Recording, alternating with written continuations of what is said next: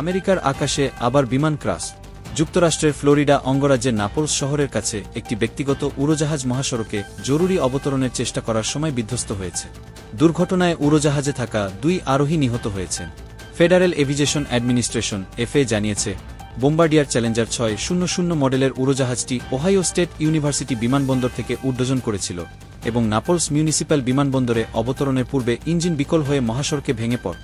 দুর্ঘটনার কারণ তদন্ত করছে এফএ এবং জাতীয় পরিবহন নিরাপত্তা বোর্ড।